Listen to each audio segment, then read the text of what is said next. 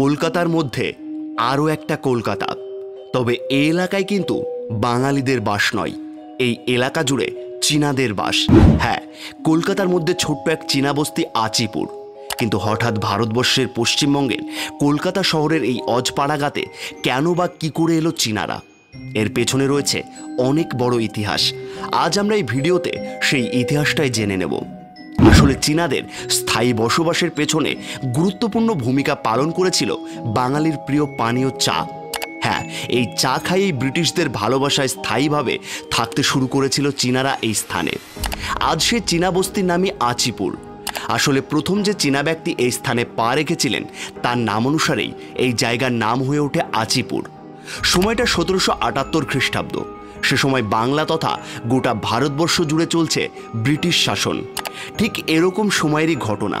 কোনো একদিন বজবজ থেকে কয়েক কিলোমিটার দক্ষিণে গঙ্গার ঘাটে নোঙর করল এক বিশাল বাণিজ্য তরী। সেদিন সেই আগন্তুক বাণিজ্য তরীটি দেখে তৎকালীন জমিদার মশাই তৎক্ষণাৎ তরীটি আটক করার নির্দেশ দিলেন। আর তারপর সেই বাণিজ্য তরী থেকে নেমে এলেন ছোট ছোট চোখ বিশিষ্ট এক ব্যক্তি। জমিদারের নায়েব তার কাছে জানতে চান তার জমিদারিতে এভাবে পা রাখার উদ্দেশ্য কী। প্রত্যুত্তরে মানুষটি জবাব দেন, আমি মিংতং আচিও, তোমাদের জন্য চা নিয়ে এসেছি। জমিদার বাহিনী তো শুনে থ, এই চা আবার কি বস্তু।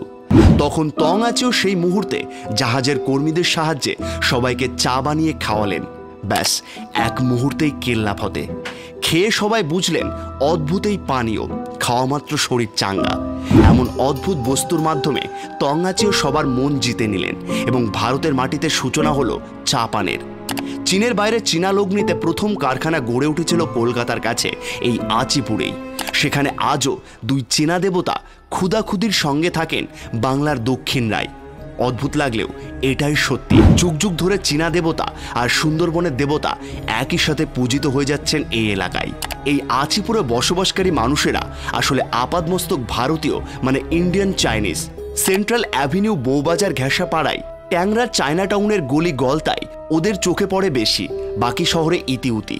তবে 200 বছরেরও আগে ওদের পূর্বপুরুষ চলে এসেছিলেন চীন থেকে ভারতে। ঘর বসিয়েছিলেন হুগলির তীরে। তাং আচিও ভারত তথা কলকাতায় চীনেদের আসার মূলে এই মানুষটি। ইতিহাস ঘেটে জানা যায় কলকাতার কাছে বজবজে নদী তীরে তিনি বসতি স্থাপন করেছিলেন কিছু আত্মীয় বন্ধুকে সঙ্গে নিয়ে। সঙ্গে এনেছিলেন স্বদেশের চা। তারই স্বাদে গন্ধে মজে গভর্নর জেনারেল ওয়ারেন হেস্টিং আচিওকে দিলেন থাকার জায়গা জমি ও ব্যবসার অনুমতি। আর তারপরেই তাং আচিও খুললেন চিনির কল। সেটাই চীনের ভূখণ্ডের বাইরে প্রথম চীনা শিল্প স্থাপন। আর তারপরেই এই আচিওর নামে জায়গার নাম হলো আচিপুর। সেই সময় থেকে আজও এই স্থানে চীনা নববর্ষ পালিত হয়। আর সেই উপলক্ষে 2 সপ্তাহ ধরে কলকাতার বিভিন্ন স্থানে ছড়িয়ে থাকা চীনেরা আচিপুরে জড়ো হন। আচিওর সমাধিস্থলে ফুল ধূপ দেন ওরা, প্রার্থনা করেন খোদাখুদির সামনে। আচিওর নিয়ে আসা 2 দেবমূর্তি লোকমুখে তারাই খোদাখুদি। আর ওই একই মন্দির প্রাঙ্গণে চীনা দেবতার সঙ্গে ফুলমালা নৈবেদ্য পান দক্ষিণ রায় বনবিবিও। তবে বজবজে আচিওর রাজ খুব বেশি দিন চলেনি। ইস্ট ইন্ডিয়া কোম্পানির নথি জানাচ্ছে 1783 সালের মধ্যেই তার মৃত্যু। তার বছর দশকের মধ্যে ঝাঁপ ফেলেছে চিনিকলও। তারপরে বজবজে চীনেরা পাড়ি জমান কলকাতায়। ক্রমশ জমে ওঠে টেরিটি বাজার, বউবাজার ঘেঁষা চীনে বস্তি। 19 শতকের মাঝামাঝি সময়ে এরা কলকাতার বুকে নিজেদের জায়গা পাকাপাকি করে নিয়েছিলেন, কেউ চর্মশিল্পী হিসেবে, কেউ কাঠের কাজে। আর এরাই পরবর্তীকালে ভারতীয় তেল মশলা, মাছ, আনাজ রান্নার কায়দাকে আয়ত্তে এনে 21 শতকের মহানগরকে উপহার দিয়েছেন এক নতুন ব্র্যান্ড, ইন্ডিয়ান চাইনিজ ফুড।